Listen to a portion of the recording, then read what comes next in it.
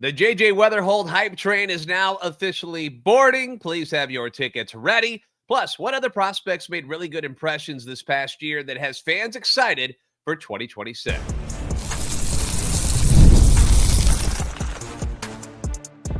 You are Locked On Cardinals, your daily St. Louis Cardinals podcast. Part of the Locked On Podcast Network, your team every day.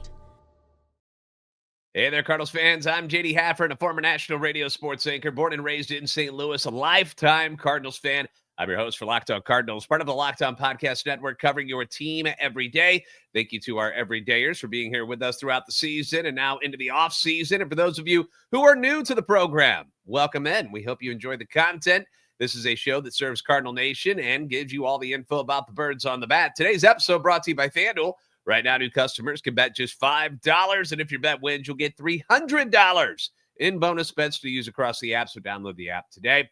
Today's episode, I've got another trade rumor that came across my desk that I wanted to lay out for you involving another fan favorite. We need to talk about St. Louis's very own Max Scherzer and how he shined in the ALCS for Toronto in his appearance.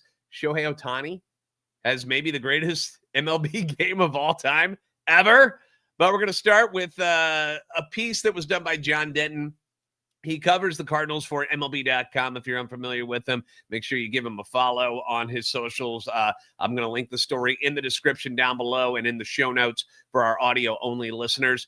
I know that as much as we like some of the players on the current roster, there are some guys that we like. There are some fan favorites on there and some guys with some bright futures already with the team, guys like Mason Wynn. But what really gets my juices going and gets me excited is the guys that are coming in 2026 and beyond. The future of this organization it's bright. There is some light at the end of this tunnel. And I know it's not easy to see it sometimes, but that's what I'm here for. I'm here to open things up a little bit so you can get a clear vision of what is coming down the pipeline for the Cardinals. The future of this team is bright. There's a reason why Fangraphs has them rated as the top farm system in Major League Baseball. And as much as it sucks as a fan that, the team hasn't won as much at the big league level that we want them to over the last few years, doing what they've been doing and losing, sadly, has put them in a position to draft much higher in the draft than they're used to, which has, given them opportunities to draft much better players. They're going to have another shot at a lottery pick in the upcoming draft as well, where they have just a 2.35% chance at the number one overall pick. But yet, they're there. The last two drafts have netted two highly regarded prospects, infielder JJ Wetherholt, who was taken number 7 overall back in 2024, and pitcher Liam Doyle, who just got taken number 5 overall in 2025. And the team has made some trades to acquire more talent at the trade deadline this past season, which brought in names like Jesus Baez, Nate Dome, Blaze Jordan. Chaim Bloom has said repeatedly that he's very pleased with the progress that the organization has made in player development. But the goal is to be the trendsetter, right? The trendsetter, which is what led to a lot of the team's success over the past 25 years, was that they were ahead of the game. They were doing things and other organizations were trying to copy them. And things have switched over the last couple of years. And they're trying to get back to that. And I'm fully on board with this game plan. We've had to suffer the last couple seasons because they fell behind so much that the talent in the system slipped to a point where they didn't have any depth to help the big league club anymore. Hence the ugly 3 seasons that we've seen. And there's no guarantees that 2026 is going to be all that much better, but there is hope. There is light, again, at the end of this tunnel. And it's going to start with JJ Wetherholt. He's the guy. He's the key in this whole thing right now. He's the guy that we're pinning our hopes and dreams on. No pressure, JJ. In Denton's story, he's got a quote from Chaim Bloom talking about JJ, who said that, JJ is very impressive and he's got a chance to be really good. We're looking forward to seeing what he does in spring training camp. Or I should say just camp, but we're talking about spring training, because he's in a position where he can come in and make a really strong impression and start his big league career sooner rather than later. We'll see how that shakes out, but he's a really impressive player and he's a really impressive poised player. Now, the real question for JJ, at least in my opinion, is where is he going to play on the big league club? We've talked about this before. It seems as though the most likely spot is going to be at second base, with some opportunities to play some third base as well. I'm sure he'll log some innings at shortstop if Mason Wynn needs some rest, but he doesn't have to. You've got Thomas Saggese for that. At the moment, the Cardinals still have Nolan Arenado, Brendan Donovan, Nolan Gorman, and Thomas Saggese in those spots as well. It's something to keep in mind because we assume at least one of that group is going to get traded. Arenado is the most likely player to get shipped for obvious reasons. We've talked about it a ton. I don't really have to go into that, I don't think. But I don't think you can count on a deal that includes Brendan Donovan or Nolan Gorman either. It's clear to me that some room will have to be made. Okay, they're going to have to make some space there to get JJ on the squad at some point, because you're not just going to continue to hold him back and not let him help you at the major league level. And I, for one, am super excited to see what he can do when he does get to St. Louis. I know we've been burned, or at least are feeling the burn still with what's going on with Jordan Walker and how he hasn't been panning out thus far. I'm not giving up on him, though, yet. I know a lot of people want to. I'm not there yet at all. He was just a top 5 guy a couple of years ago in 2023. He was a top 5 prospect in all of baseball just 2 years ago. I mean, you're not quitting on that yet, are you? I'm not. And I look at the list of guys surrounding him back in 2023. You had Gunnar Henderson, number 1 at the time, was great in 2024. He had a down year in 25. Corbin Carroll's a freaking stud. He was number 2. Francisco Alvarez was number 3. He's been good when he's been on the field, but has had a lot of injuries, which have derailed things for him. Anthony Volpe with the Yankees, number 5, hasn't lived up to the hype. He's got an OPS plus under 90 in all 3 seasons, and he's been, he's got the defensive issues. They're well documented. If you know any Yankees fans and you've heard them talk about Anthony Volpe, you bring up that name and they're like, it happens. So I'm not giving up on Jordan Walker yet. And I say this because there's no guarantees on any of these guys. But to me, JJ feels a little bit different to me. It's something about him, just the way he carries himself. There's a confidence there. He's got this work ethic that people talk about, which, is second to none. Also, the way, since he's been into this organization, how about the ways that his teams always seem to win? Have you noticed that? Everywhere he goes, they win more. And he's right in the middle of all that. He brings a winning attitude and a winning aura to whichever team he is on. He was mostly down at Springfield this year, but when he came up to Memphis, they played very well. He was really good, and they got better. So I'm excited about the future. I'm head over heels for what JJ Wetherholt can bring to this team. So I'm excited about 2026, where, John Denton even said, and I don't think it was this article, but it was something else, where he was like, I believe he's going to be the starting second baseman for the Cardinals on opening day. And I'm cool with that. Like, he just feels more prepared. When Jordan Walker got brought up, it didn't seem like he was ready. It felt rushed.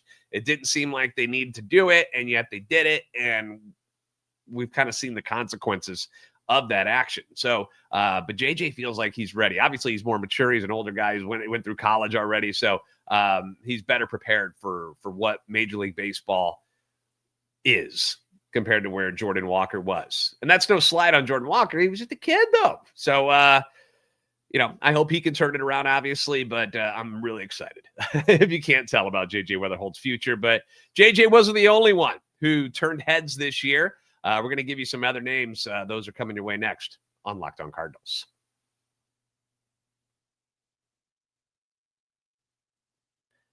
This episode is brought to you by PrizePicks. Every day we make decisions, but on PrizePicks, being right can actually get you paid, which is nice.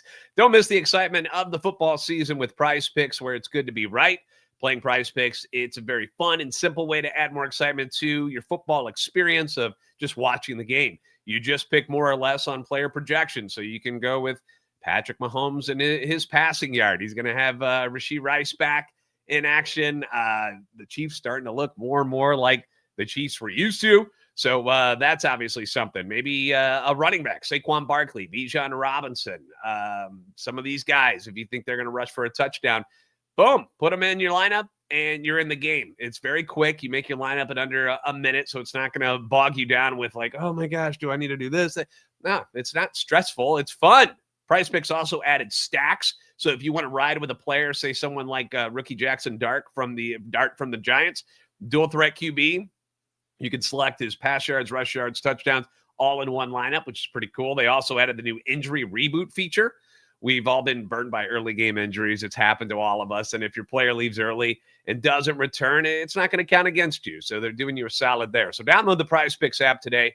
Use code LOCKEDONMLB to get $50 in lineups after you play your first $5 lineup.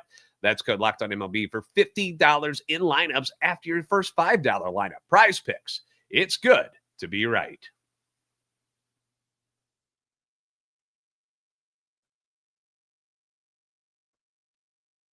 Thanks for making Locked On Cardinals your first listen every day. If you enjoy daily Cardinals content, you can follow the podcast on X at @LO_Cardinals. We're on YouTube, TikTok, and Instagram as well at Locked On Cardinals. There were other guys on the farm outside of J.J. Wetherholt who were able to catch the eye of scouts and fans this past season, and some of them you may not have been too familiar with coming into the season, and that's okay. That's what we're here for. We're here to share the stories of some of these young men who at some point, hopefully, will help the St. Louis Cardinals at the big league level. John Denton talked about a couple of these guys in this article. The next one on his list is catching prospects, Reynel Rodriguez. We've talked about him a bit already this week when we discussed the catching depth. He's only 18 years old. Is already at number 55 overall in the MLB pipeline rankings for the top 100 in all of baseball. He's at number 55. Hit 276, 20 home runs, 22 doubles, and 63 ribbies in 84 games at 3 different spots. He was in the Florida Complex League, the FCL as we call it, single A, and then high A. My expectation is that he'll be at Springfield to start next season with their other catching prospect, Leonardo Bernal, starting in Memphis. That's my thoughts. But we could see Crooks there too if Ivan Herrera pans out behind the plate following elbow surgery and have Herrera and Pages at the major league level. And, Crooks might still be at Memphis to start the season. It's a possibility.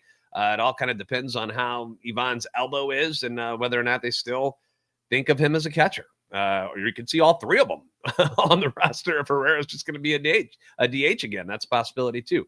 The next guy he lists is outfielder Joshua Baez. Now, this is a guy that I'm pretty excited about as well. He was a second-round pick, has a lot of tools, had a slower start after getting into pro ball. It didn't just like click right away for him, but last year he took off. He's only 22 years old, big physical specimen, 6'3", 220, but he's got that blend of speed and power that you just can't teach. You either have it or you don't. Spent 38 games at Peoria, hit .317, only 4 home runs, but he stole 20 bags. He knocked in 24. After he got his promotion to Springfield, it didn't slow him down, really. His batting average dipped a bit at .274, but the home runs, smashed 16 of those. Drove in 55. He stole 34 more bases over 79 games. Again, he's only 22 years old, and this is like the tip of the iceberg. At least we're hoping this is the tip of the iceberg, and he continues to progress. I would imagine he would start at Springfield again next year, but obviously you want to get him to Memphis, and perhaps you could see him in the major leagues at some point. But again, 22 years old. The last guy that he brings up is pitcher Ishan Henderson, who was the Texas League Pitcher of the Year this season. He's going to be 24 in January, so not as young as some of these other guys. I respect his high socks. He goes with the high socks look, which my personal favorite of any of the Cardinals. I loved it when Wainwright did it. It looked weird when Albert Pujols did it when he came back because he didn't used to do that, but I respect it because the Cardinal socks freaking rock. They're some of the best in the business. But Ishan Henderson, left-hander, he got drafted out of Fresno State back in 2023, and really all he's done since he's come into pro ball is be a really good pitcher and win ball games. In 2024, he was 8-4 with a 2.34 ERA at Palm Beach and Peoria. Then this past year, he goes 9-7 with a 2.59 ERA over 25 starts. And when we talk about the Cardinals rotation in 2026, we all know there are some question marks here. We've got a lot of them, to be honest. Even with Sonny Gray still in the fold and still on this roster, we're still kind of like, all right, there's a couple spots here. I think a lot of us have lost a bit of faith in Andre Palante after seeing what he did last year and how it seemed like he kept getting worse. Again, I fully expect them to give him another shot at being in this rotation. It wouldn't shock me whatsoever because that's just kind of what the Cardinals do. But there are some openings here. There are chances for other guys to step up. And Denton mentions that Henderson could possibly help with that issue next season. Again, talking about a guy who is going to be 24 in January. So this is not just, this is not a guy who just jumped from high school and now is like 20, 21 years old. He's pretty developed. He's a man. So that's a guy to keep an eye on. Even though he hasn't pitched at Memphis yet, again, I would expect him to be at Memphis to start and possibly make his way into the major leagues next year. Denton brought up Bryson Motts as well, who was a second-round pick back in 2022. Excellent at Springfield again this year. 8-3, 2.98 ERA in 25 starts. Will surely make that jump to AAA Memphis as well, just like Ishan Henderson will. Memphis, I mean, I'm looking at this and I'm like, Memphis might be stacked to start the season. Ishan Henderson and then Motts, Liam Doyle, all in that rotation. If he starts, he might start at Springfield, which would be fine with me. Cooper Jerpy is coming back from his surgery, but I could see him at Memphis. Imagine if they had guys that are, injured right now, like a Takoa Roby or a Sim Robertson. Tien Kent's, where's he going? Where does he fit into this stuff? Like, is he ever going to be healthy? Speaking of health, there's also Quinn Matthews to think about, who was the minor league pitcher of the year last year, not just for the Cardinals, but the entire minor league system by Baseball America, named him the top minor league pitcher overall. And last year, it just got off to a bad start. It never got consistent for Quinn Matthews last year. He had the shoulder issue to start the season, and there were some games where he looked like that guy that he was in 2024. Specifically, Denton brings up the month of August. He was excellent, and then things fell apart again in September. I don't know if it was fatigue. I don't know. But the year overall had to be a bit of a disappointment for everybody involved, for Quinn, for the system. But Chaim Bloom has not, lost any faith in what Quinn Matthews can be. Just got to work on these control issues. Hopefully he stays healthy this offseason, healthy to begin the season, and you get off on the right foot instead of starting with an injury, which, it tends to set people back, and they never, specifically pitchers, they have a tough time recovering and getting back to their normal stuff when they start the season injured. And, that's something that happened to Quinn Matthews. First time he's had to deal with anything like that after such an amazing season in 2024. So maybe a humbling experience for Quinn Matthews. And, hopefully he'll be ready to rock. And if he gets the start at Memphis, fine. But I would love to see him show up spring training and look awesome and claim one of those back of the rotation spots. That would be great. So just a nice crop of pitchers, and a couple of them obviously could infiltrate the big league club in 2026 at some point. And there could be more to come if deals for veterans like Nolan Arenado, Brendan Donovan, and Sonny Gray come to fruition. I saw a trade idea involving Brendan Donovan, and I know nobody wants to trade him. I don't want to trade him, but they're popping up because other teams are clearly interested in him. And I got one that I want to run past you guys, and we'll do it next here on Locked On Cardinals.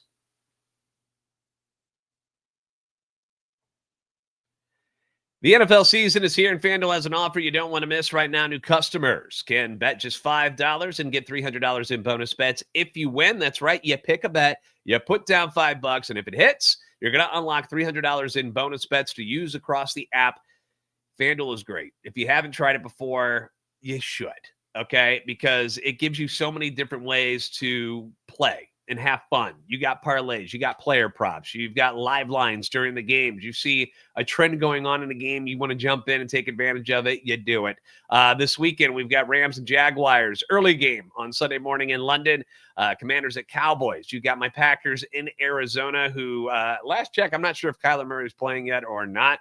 But the Packers are obviously a pretty good team if you want to go with them. But Patriots at the Titans is the one that I'm looking at because the Titans are terrible. They're a mess. They fired their coach. The Patriots playing with a lot of confidence right now. I like the Patriots. So just throwing that out there in case you're curious of what I'm feeling. Whether you're a casual fan or you just like diving into the stats, FanDuel will make watching football even more exciting when you've got a little something riding on the action. So what are you waiting for? Visit FanDuel.com to download the FanDuel app today and get started.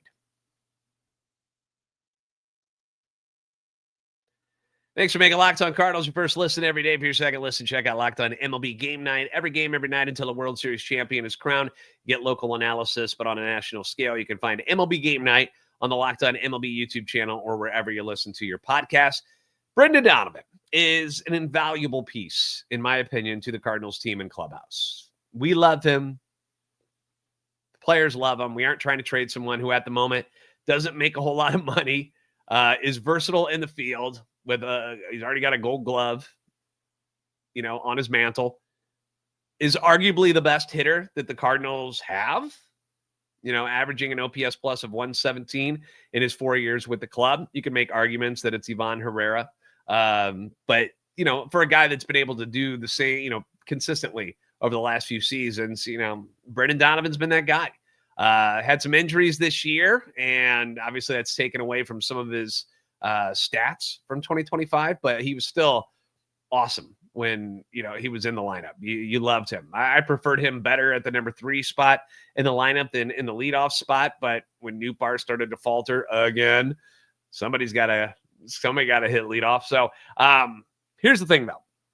Brendan Donovan is going to be 29. He's quite deserving of an extension. He's deserving of more money than he made this past year when he was at $2.85 million. He's expected to get around $5.5 million next year. I mean, he's not cashing in, crazy amount of money here, but it's expected to be about $5.5 million through arbitration this year. And as much as it pains me to do it, if teams are trying to get their hands on him, then the phone lines are open, right? The phone lines are open for anybody. They don't have to deal him. And if they decide to extend him, I'm totally cool with that. If there is a guy on this roster that's a veteran that you want to see extended, Brendan Donovan's the guy, right? He's probably your number 1. He can play second, third, first, shortstop if you need him to. Corner outfield spots. Like, who wouldn't want that guy? And he's an incredible human. He's an incredible guy in the clubhouse. And people are going to want that. And I get it. The trade I saw that came across was between the Cardinals and the A's. Our old friend Jason Burke, he used to be the host of Locked On A's. Now he's just a full-time writer covering the A's. This is what he had to say about a possible deal. Because he likes Brendan Donovan and thinks he'd be an excellent fit with the A's. The first piece that could be attractive to St. Louis in a deal would be right-hander Joey Estes. While his numbers aren't pretty from this past season, that's partially because he's a fly ball pitcher that had been aided by pitching at the Oakland Coliseum in 2024 when he held a 5.01 cumulative ERA and showed a lot of promise in spurts. It was also his rookie campaign. He held a 3.26 ERA in Oakland last year across 66 and a third innings of work. He's a solid pitcher with a bulldog mentality, but he may be of little use to the A's in the more hitter-friendly Sutter Health Park.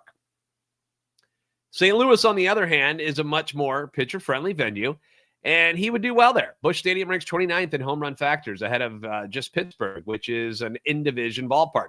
The A's could also look to move J.J. Bleday, who is a league average bat for his career and may be a change of scenery candidate. The A's look to move this winter. He's set to enter arbitration next season and topped out at 20 home runs in 2024. He also showed a glimpse of his potential last year, and it could be unlocked with a new, a new franchise. If we were to look for a third piece to this trade, it could depend on what the Cardinals are after. The A's could throw in former first rounder Daniel Sisek, catcher, that spent the 2025 campaign in AAA Las Vegas. They could also include a pitcher outside of their top prospects. So adding it all up, it would be Brendan Donovan for right-hander. This is just what Jason was saying. It would be Brendan Donovan for right-hander Joey Estes, outfielder J.J. Bleday, and catching prospect Daniel Susick. My initial reaction to that is, I cannot say that I would be enthusiastic about a deal like that at all. Now, Estes, as he mentioned, horrible numbers at the big league level, and they weren't all that great at the minor league level either this past year. Bleday, 4th overall pick in 2019, but has never lived up to the billing, is going to be 28 this year. And at this point in his career, it feels like he's a utility guy. Do I need another one of those? No.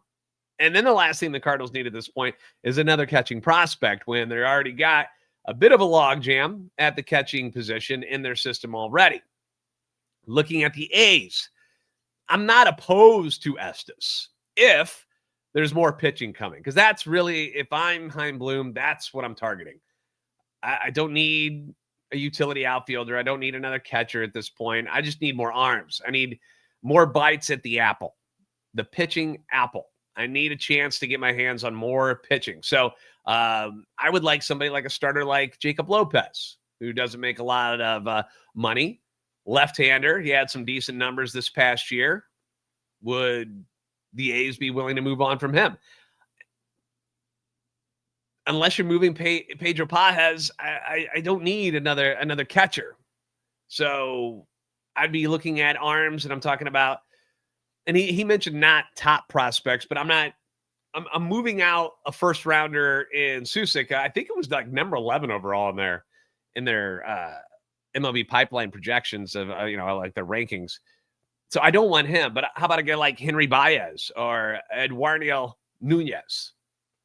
Young arms that haven't had to do much at the major league level yet. Those are the kind of guys I'm looking for. I'm looking for a nice lottery ticket. I know Nunez was up at the major league level this year, and I don't know how people hit him. Like, this stuff is nasty. But that's just me. I need more pitching. If I'm ever going to move Brendan Donovan, it's not going to be for what they were just asking for. Like, he's still got a couple of years of control, and I need something else. I just do. So those are my thoughts on that particular trade. Let me know your thoughts in the comment section below and on X as well.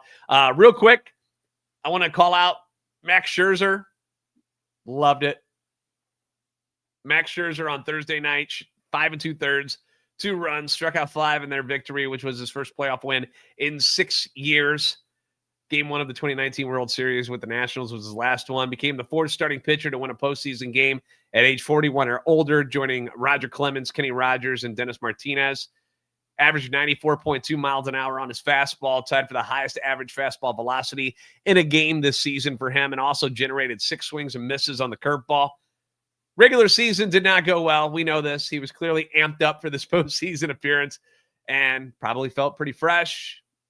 But that was fun to watch the St. Louis native look more like the Mad Max of old.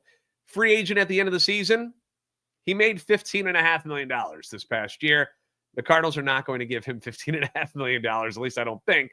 But I remember hearing that he wanted to sign with St. Louis a few years ago, but they never called or something, and he went to the Nationals instead. I don't know if he's still pissed off about that.